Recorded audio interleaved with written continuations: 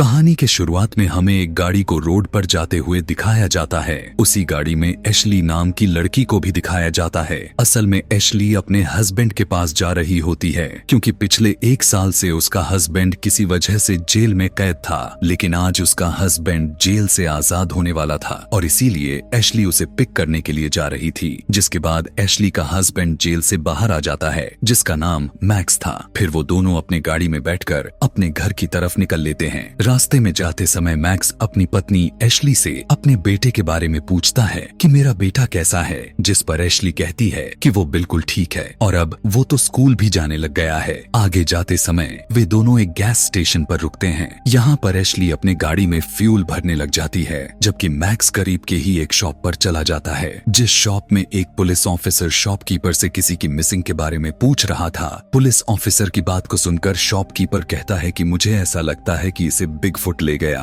दरअसल उस शहर में लोगों के बीच एक कहानी फैली हुई थी कि काफी साल पहले हमारे सिटी के जंगलों में डीमन जैसे क्रिएचर्स रहा करते थे और उन क्रिएचर्स को बिगफुट कहा जाता है और सिटी के लोग इस बात को लेकर काफी विश्वास करते थे कि आज भी वो क्रिएचर्स एग्जिस्ट करते हैं। और जितने भी लोग इस बात को मानते थे उसमें शॉपकीपर भी शामिल था और इसीलिए वो पुलिस ऑफिसर से कहता है कि मुझे तो ऐसा ही लगता है कि उसे बिगफुट ही लेकर गया है। लेकिन पुलिस ऑफिसर उसकी बातों पर जरा सा भी विश्वास नहीं करता, इसलिए वो शॉपकीपर को कहता है कि अगर तुम्हें इन मिसिंग आदमी मिल जाए तो तुम मुझे इन्फॉर्म कर देना। यह कहकर वो पुलिस ऑफिसर उस मिसिंग आदमी का पिक्चर वहाँ लगे एक नोटिस बोर्ड पर लगा देता है और उसी बोर्ड पर बहुत सारे मिसिंग लोगों की पिक्चर्स लगे भी होते हैं। जिसके बाद मैक्स उस शॉप से बाहर आ जाता है और एशली के पास जाने लगता है। वहीं पर मैक्स देखता है कि उसी एरिया के कुछ लोग शिकार पर जा रहे हैं और वे सभी के सभी एशली को अजीब तरह से देखे जा रहे थे। उन लोगों का पूरा एक ग्रुप था। उन ग्रुप को जब मैक्स देखता है तब वे उसे क्रिमिनल कहने लगते हैं, लेकिन दोनों हस्बैंड वाइफ उन लोगों पर ज्यादा ध्यान नहीं देते, उन्हें इग्नोर करके वहाँ से चले जाते हैं। आगे जाते समय गाड़ी में मैक्स ड्रिंक करने लग जाता है, लेकिन एशली मैक्स को ड्रिंक करने से रोकती है क्योंकि उसे मैक्स को ड्रिंक करना, स्मोकिंग या किसी प्रकार का नशा करना काफी बुरा लगता था। एशली मैक्स को काफी गुस्से से कहती है कि अभी जेल से आए हुए तुम्हें कितनी देर हुई है कि तुम नशा करना शुरू कर दी। इन दोनों की इस बात को लेकर बहस हो जाती है। वे दोनों बहस करने में इतना ज्यादा बिजी हो जाते हैं कि उनके गाड़ी के आगे एक आदमी आ जाता है कि तभी ये उस आदमी को अपने गाड़ी से जोर से हिट करते हैं। दोनों अपने गाड़ी से उतरकर उस आदमी को चेक करने के लिए उसके पास जाने लगते हैं। तब वो देखते हैं कि वो आदमी इस एक्सीडेंट के वजह से बहुत ज्यादा इंजर्ड हो चुका था। उसकी हालत काफी बुरी तरह से खराब हो चुकी थी। उसकी दोनों टांगे उसके बॉडी से कटकर अलग हो चुके होते हैं और उसके बॉडी पर काफी गहरे चोट के निशान हो गए थे। उसे देखकर ऐसा लग रहा था कि किसी जंगली जानवर ने उस पर अटैक किया हो। उस आदमी की ऐसी हालत को देखकर दोनों सोचने लग जाते हैं कि शायद ये मर चुका है, लेकिन तभी अचानक से वो आदमी मूव करने लगता है। एशली पुलिस को कॉल करने के लिए दौड़कर अपनी गाड़ी के पास जाती है, लेकिन मैक्स उसे ऐसा करने यानी कि पुलिस को कॉल करने से मना करता है क्योंकि अभी थोड़ी ही देर पहले तो वो जेल से बाहर आया था और इस एक्सीडेंट की वजह से वे काफी बड़ी मुसीबत में फंस सकते थे। लेकिन एशली उसकी एक नहीं सुनती और वो पुलिस को कॉल कर देती है। एशली पुलिस को बताती है कि हमारी गाड़ी का एक्सीडेंट हो चुका है और साथ में वो अपना लोकेशन भी पुलिस को बता देती है कि तभी अचानक से मैक्स को जंगल में कुछ दिखाई देता है। लेकिन इससे पहले कि वो समझ पाता कि वो क्या चीज है कि तभी कोई उन पर पत्थर मारने लगता है। यह देखते हुए मैक्स और एशली दोनों गाड़ी के पीछे जल्दी से छुप जाते हैं। लेकिन जब दोबारा देखने के लिए मैक्स अपना सिर को बाहर की तरफ लाता है तभी एक पत्थर आकर जोर से मैक्स के सिर पर लग जाता है, जिससे मैक्स वहां से सीधा खाई में चला जाता है और जाकर एक रिवर में गिर जाता है। यह देखकर एशली उसकी हेल्प करने के लिए उसके पास जाती है, लेकिन वो देखती है कि मैक्स तो बेहोश हो गया है। तब एशली मैक्स को बचाने के लिए जल्दी से रिवर में कूद जाती है, लेकिन पानी की लहरें काफी तेज थीं, इसीलिए दोनों आगे की तरफ चले जाते हैं। कुछ दूर जाने के बाद एशली मैक्स को लेकर पानी से बाहर आ जाती है कि तभी वो देखती है कि मैक्स बेहोश हो चुका था। इसलिए एशली इमरजेंसी प्रोसीजर के जरिए मैक्स को होश में लाने की कोशिश करने लगती है। काफी कोशिश करने के बाद मैक्स होश में भी आ जाता है। अब क्योंकि पानी काफी ज्यादा ठंड होने के कारण दोनों काफी जम चुके थे, जिसकी वजह से उन्हें सर्दी लगने लगती है। दूसरी तरफ हम देखते हैं कि जहाँ पर उस आदमी का एक्सीडेंट हुआ था वहाँ पर एक डीमन जैसा क्रिएचर जंगल से निकलकर बाहर आता है, जिसके बाद वो उन लोगों की गाड़ी को धकेलकर रिवर में फेंक देता है और जिस आदमी का एक्सीडेंट हुआ था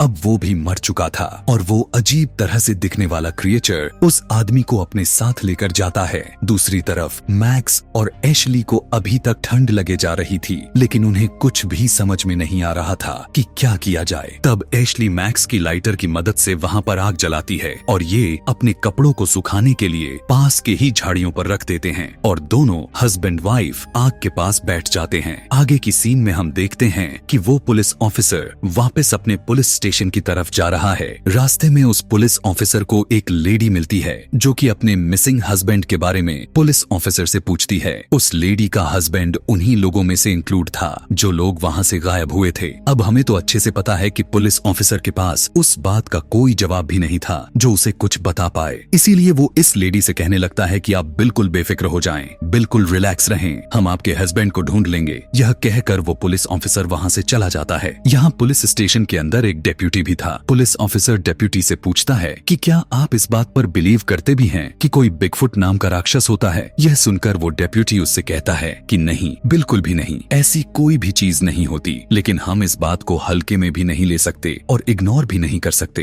कि तभी वहाँ फीमेल पुलिस ऑफिसर आकर बताती है कि अभी मुझे एक लड़की की कॉल आई थी, वो लड़की बता रही थी कि हमारा एक्सीडेंट हो गया है। यह सुनकर वे पुलिस ऑफिसर जल्दी से उसके दिए हुए लोकेशन पर जाते हैं। वहाँ पर आने के बाद वे देखते हैं उनकी गाड़ी तो रिवर में गिरी हुई है, लेकिन यहाँ पर उस गाड़ी को बाहर निकालते निकालते रात हो जाती है। जिसके बाद वो पुलिस ऑफिसर उस गाड़ी को चेक करता है और उस गाड़ी में से मैक्स और एशली की पिक्चर्स मिलते हैं। यह देखकर वो अपने बाकी के पुलिस ऑफिसर्स से कहता है, इसे लेकर इन दोनों के बारे में इंक्वायरी करो, पता लगाओ। उधर एशली और मैक्स एक दूसरे से प्रॉमिस करते हैं कि अब वो दोनों कभी भी नहीं लड़ेंगे, एक दूसरे का साथ कभी भी नहीं छोड़ने वाले। अगले दिन एशली उसी आदमी को देखती है जिसका एक्सीडेंट इन्हीं के गाड़ी से हुआ था कि तभी उसकी आंख खुल जाती है, मतलब कि वो उसका नाइट मिरर था। कि तभी उन्हें पता चलता है कि जहाँ पर उन्होंने अपने कपड़े सुखाने के लिए रखे थे वहाँ से एशली के कपड़े गायब थे। यह देखते हुए मैक्स अपने कपड़े निकालकर एशली को दे देता है, जिसके बाद अब वो रिवर को ही फॉलो करने का डिसीजन लेते हैं। लेकिन थोड़ी दूर जाने के बाद उन्हें रियलाइज होता है कि आगे कोई भी रास्ता नहीं है, इसीलिए आगे बढ़ने के लिए जंगल के अंदर से ही जाने लगते हैं। लेकिन तभी हम देखते हैं कोई इनका काफी देर से पीछा कर रहा था और जो इनको फॉलो कर रहा था उसमें एक एबिलिटी थी कि वो खुद को उस जंगलों में छुपा सकता था और वो खुद को इस कदर छुपाता था कि उसे ढूंढ पाना इम्पॉसिबल था। इसीलिए वो इनके इतना करीब होने के बावजूद भी ये दोनों उसे नहीं देख पा रहे थे और ये वही डीमन क्रिएचर था जिसे लोग बिगफुट कहते थे।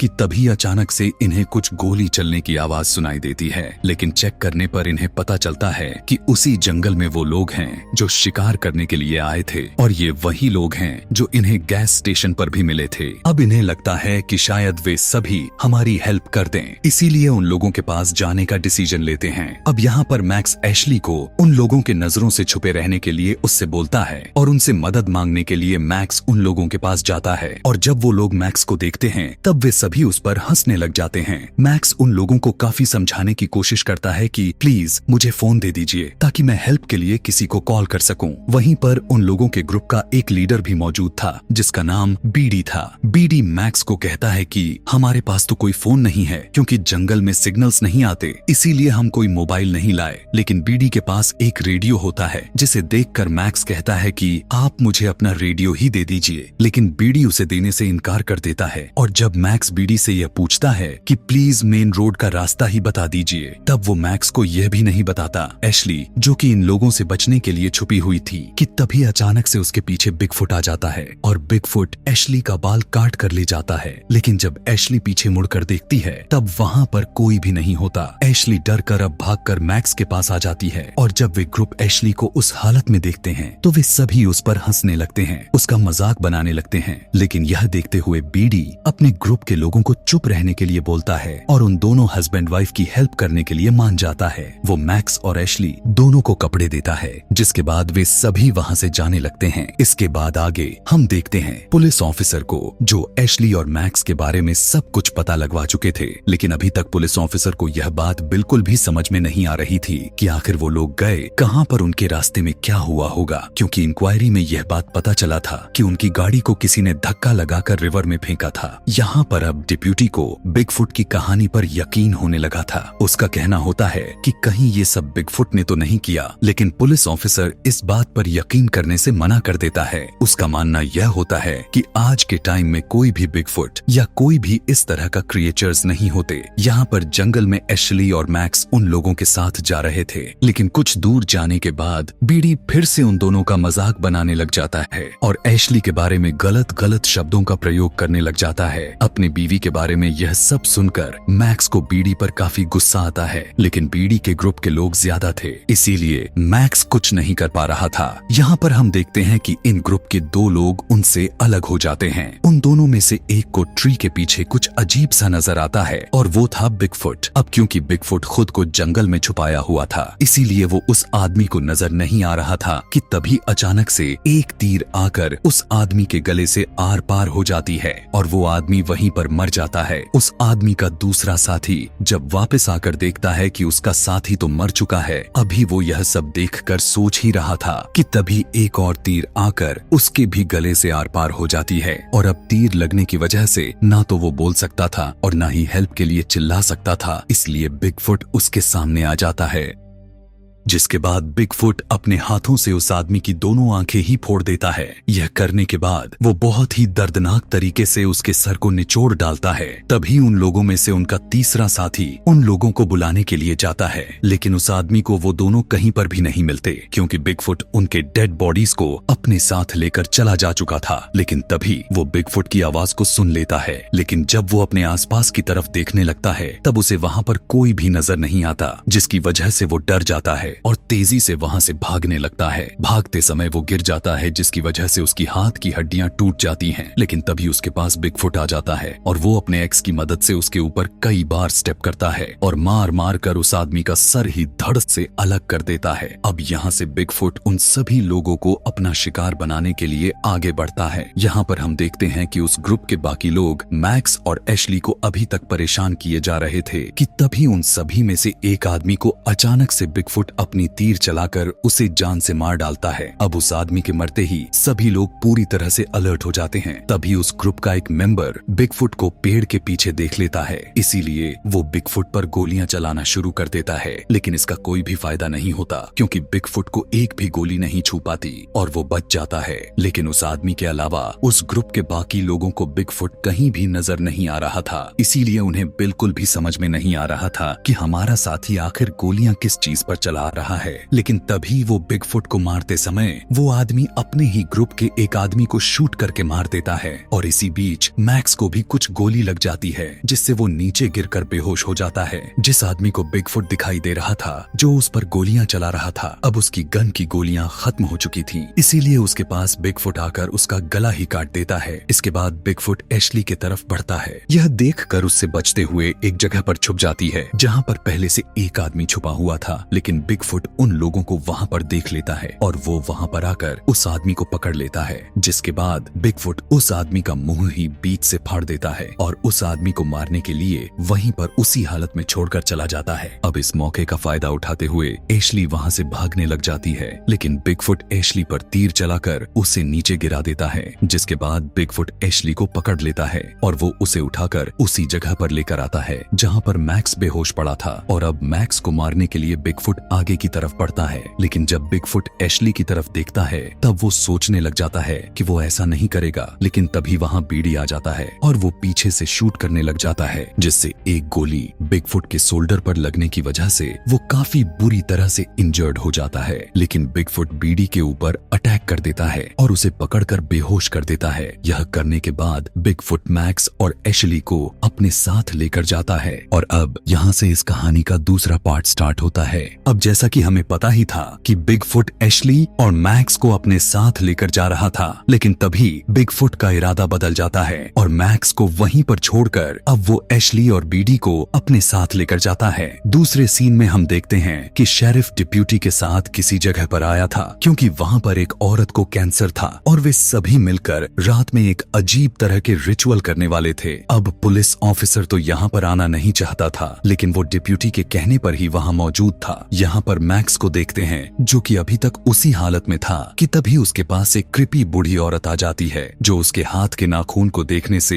एकदम से विच जैसा ही लग रही थी। जब उस बूढ़ी औरत को रियलाइज होता है कि मैक्स अभी जिंदा है तो वो उसे अपने साथ अपने घर लेकर जाती है। उस बूढ़ी औरत का घर जंगल के बीचों बीच था। यहाँ पर हम उसके घर में अजीब अजीब तरह की चीजें देखते हैं, जहाँ पर बहुत सारे हड्डियां थी, स्पाइडर्स भी थे, इवन छोटे छोटे जानवरों को बॉटल्स में कैद करके रखी हुई थी। जिसके बाद अब वो बूढ़ी औरत मैक्स का एक डोमेस्टिक ट्रीटमेंट करती है। वो सबसे पहले मैक्स के बॉडी से सारे के सारे बुलेट्स को बाहर निकाल देती है, फिर वो कोई अजीब जैसा कुछ खाकर मैक्स के जख्मों पर थूक देती है। जिसके बाद वो एक मिक्सचर को मैक्स के जख्मों पर लगाती है। यह करने के बाद वो मैक्स के जख्मों पे स्टिचेस लगा देती है। यहाँ पर हम एशली को देखते हैं। जब उसे होश आता है तब वो खुद को बिगफुट के केव में बंधा हुआ पाती है। वहीं पर उसे अपने साथ बीडी भी नजर आता है। इसके अलावा वहाँ पर बहुत सारे स्केलेटन्स और बीडी के ग्रुप के लोग भी थे कि तभी वहाँ पर बिगफुट भी आ जाता है और वो अपने एक बड़े से नाइफ से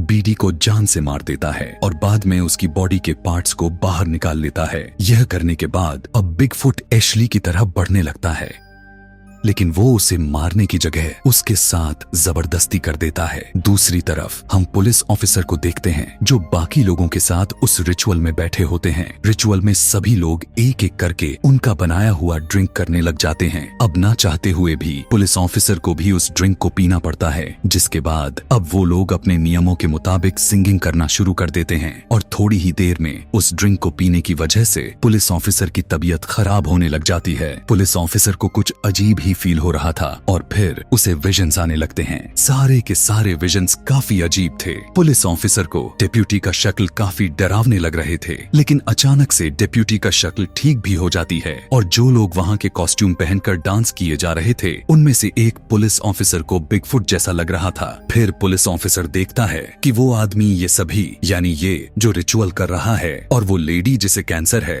उसे जमीन पर लेटाकर उसके पेट को बीच से ही फाड़ देता है और उसका कैंसर ठीक कर देता है। लेकिन हैरान कर देने वाली बात यह थी कि उस लेडी को जरा सा भी पेन नहीं हो रहा था। लेकिन अब पुलिस ऑफिसर इन अजीब विजन से तंग आ गया था और उसे काफी ज्यादा पसीने होने लग गए थे, इसीलिए वो वहाँ से बाहर आ जाता है। अगले दिन जंगल में जब मैक्स को होश आता है तब उसके सामने पुलिस ऑफिसर बैठा हुआ दिखाई देता है। मैक्स पुलिस ऑफिसर से एशली के बारे में पूछने लगता है कि मेरी वाइफ कहाँ पर है। यहाँ पर वो पुलिस ऑफिसर जो पहले बिगफुट की कहानी पर यकीन नहीं करता था अब उसे सारी बात समझ में आ चुकी थी, इसीलिए अब वो मैक्स को समझाने लगता है। पुलिस ऑफिसर मैक्स को बताता है कि आज भी हमारे जंगलों में एक डीमन जैसा क्रिएचर रहता है और इस क्रिएचर को हम बिगफुट कहते हैं। और अब पुलिस ऑफिसर उसे बताता है कि आखिर ये बिगफुट है कौन। वो उससे कहता है कि ये डीमन क्रिएचर हमारे कबीले के पुराने लीडर हैं और ये एक जमाने में हमारे भी लीडर हुआ करते थे, लेकिन अब उनके शॉल बिगफुट के रूप में आकर हमें डरा रही है।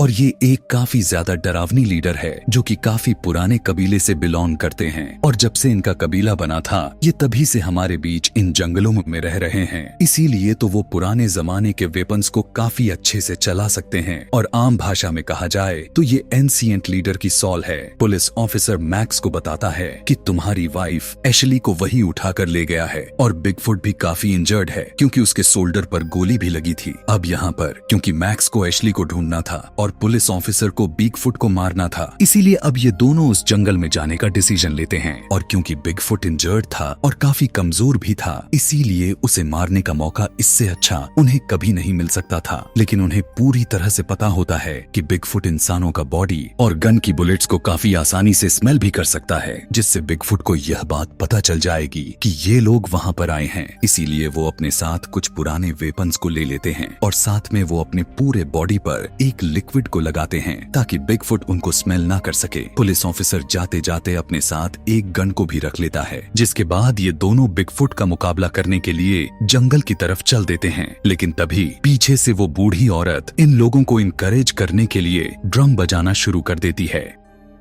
क्योंकि वो भी चाहती थी कि ये दोनों बिगफुट से लड़ें और उसे मार डालें। एशली, जो कि अभी तक बिगफुट के कैद में ही थी, यहाँ पर बिगफुट जबरदस्ती एशली को इंसानी मांस खाने के लिए देता है, लेकिन ना चाहते हुए भी उसे उस मांस को खाना पड़ जाता है। उसे खाते समय एशली के मुंह में एक हड्डी आ जाती है और वो उस बॉन्ड को पत्थर पर रगड़कर उसे नुकीला बना लेती है। और जब बिगफुट इसके पास आता है तब वो इसी बॉन्ड से उस पर अटैक कर देती है, लेकिन बिगफुट को इससे कोई फर्क नहीं पड़ता कि तभी अचानक से बिगफुट को उस ड्रम की आवाज सुनाई देती है जो वो बूढ़ी औरत बजा रही थी। बिगफुट को अब पता चल जाता है कि कोई उससे लड़ने के लिए वहां पर आ रहा है। यह सुनकर बिगफुट अपने एक ट्रैप को उठाता है और वहां से बाहर चला जाता है। उसके जाते ही एशली अपने रस्सियों को काटने लग जाती है, जिसके बाद वो उस रस्सी से आजाद होकर वो वहां पर कुछ पड़े हुए कपड़े और एक गन को उठाती है और वहां से चली जाती है। तभी जंगल में हम देखते हैं जो कि मैक्स और वो पुलिस ऑफिसर बिगफुट को ढूंढने के लिए वहां पर आए थे, और अब वो अलग हो जाते हैं और बिगफुट को ढूंढना शुरू कर देते हैं। कुछ दूर जाने के बाद पुलिस ऑफिसर को वहां पर किसी के होने का एहसास होता है, इसीलिए पुलिस ऑफिसर जल्दी से अपने गन को निकाल लेता है।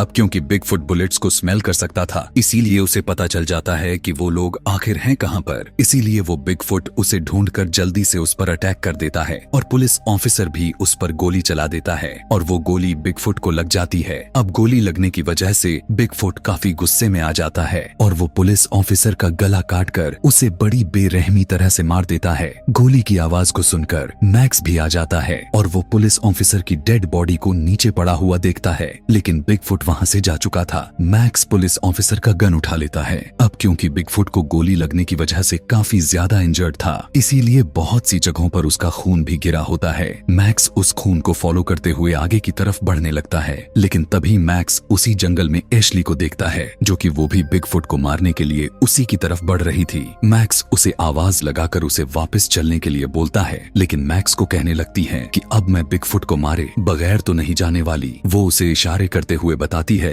कि बिगफुट यहाँ पर है। यह कहकर वो बिगफुट की तरफ चली जाती है और वो बिगफुट को शूट कर देती है, जिसके बाद दोनों हस्बैंड वाइफ फौरन वहां से भागने लग जाते हैं। काफी दूर भागने के बाद ये दोनों सांस लेने के लिए रुक जाते हैं, लेकिन तभी अचानक से इन्हें बिगफुट की आवाज सुनाई देती है, यानी अभी वो मरा नहीं था बल्कि अभी वो जिंदा था। उसकी आवाज को सुनकर मैक्स डिसाइड करता है कि अब वो यहाँ पर रुककर उससे लड़ेगा, उसे मार डालेगा ताकि यहाँ से भागने का मौका मिल जाए और वो भगाकर मेन रोड तक पहुंच जाए। एशली मैक्स को छोड़कर वहाँ से जाना नहीं चाहती थी, लेकिन मैक्स किसी तरह करके उसे वहाँ से भेज देता है, जिसके बाद वो दोनों एक दूसरे को अलविदा कहकर वहाँ से अलग हो जाते हैं। इसके बाद मैक्स बिगफुट के पास जाता है और उस पर फायरिंग करने लगता है, लेकिन बिगफुट पर उस गोली का कोई भी असर नहीं होता। बिगफुट अब काफी इंजर्ड होने के साथ साथ काफी कमजोर भी फील कर रहा था, लेकिन अभी भी वो बहुत पावरफुल था। जिसके बाद बिगफुट जल्दी से मैक्स के पास आ जाता है और वो मैक्स की गर्दन को पकड़कर उसे ऊपर की तरफ कर देता है, लेकिन तभी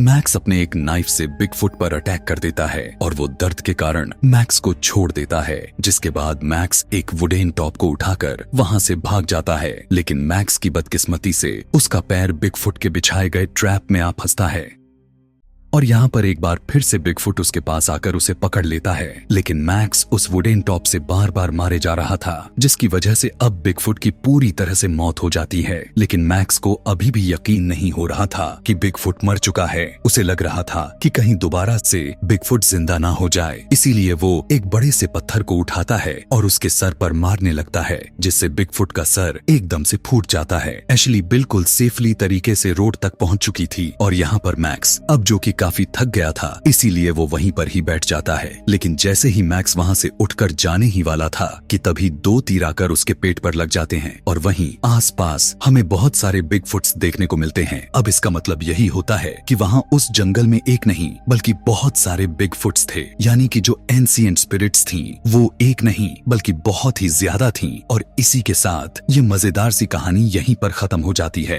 थैंक्स फॉर वॉचिंग।